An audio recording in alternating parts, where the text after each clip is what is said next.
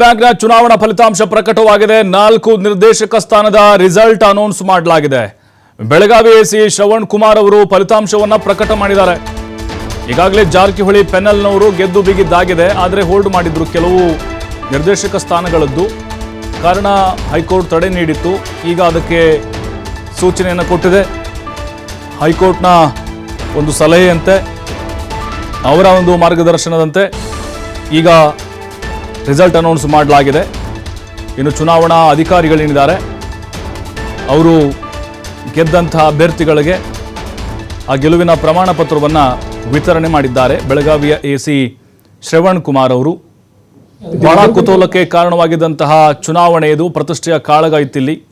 ಕತ್ತಿ versus Jarkiholi brothers ಅಂಥೇಳಿ ಬಹಳ ಜೋರಾದ ಕಾವು ಕೂಡ ಜೋರಾಗಿತ್ತು.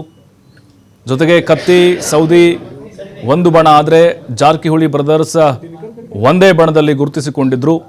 ಅಖಾಡ ರಂಗೇರಿತ್ತು. ಕತ್ತಿ ಗುಂಪಿಗೆ ಸೋಲಾಯಿತು. ಜಾರಕಿಹೊಳಿ ಬ್ರದರ್ಸ್ ತಮ್ಮ ಹಿಡಿತ ಹಾಗೆ ಇದೆ ಅಂಥೇಳಿ ಮತ್ತೊಮ್ಮೆ ಪ್ರೂವ್ ಮಾಡಿದರು.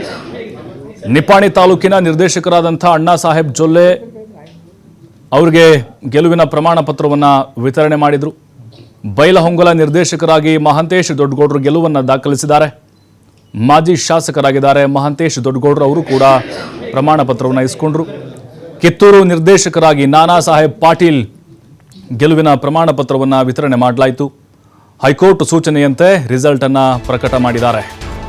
ಇವರೆಲ್ಲರೂ ಕೂಡ ಜಾರಕಿಹೊಳಿ ಬಣದಲ್ಲಿ ಗುರುತಿಸಿಕೊಂಡಂಥವರು. ಅಣ್ಣಾ ಸಾಹೇಬ್ ಜೊಲ್ಲೆ ಪಕ್ಷ ಬಿಜೆಪಿ ಆದರೂ ಕೂಡ ಲಾಸ್ಟ್ ಟೈಮ್ ಚಿಕ್ಕೋಡಿಯಲ್ಲಿ ಸತೀಶ್ ಜಾರಕಿಹೊಳಿ ಪುತ್ರಿಯ ವಿರುದ್ಧ ಸೋತರೂ ಕೂಡ ಜಾರಕಿಹೊಳಿ ಬಣದಲ್ಲಿ ಗುರುತಿಸಿಕೊಂಡು ಈಗ ಗೆದ್ದು ಬೀಗಿದ್ದಾರೆ. ಇನ್ನು ಅತ್ತ ಗೆದ್ದರೂ ಕೂಡ ಪ್ರಮಾಣ ಪತ್ರವನ್ನು ಸ್ವೀಕಾರ ಮಾಡೋಕೆ ಬರಲಿಲ್ಲ ರಮೇಶ್ ಕತ್ತಿ ಅವರು. ಬೇಸರದಲ್ಲಿದ್ದಂಗೆ ಕಾಣಿಸ್ತಾ ಇದೆ ಕತ್ತಿ.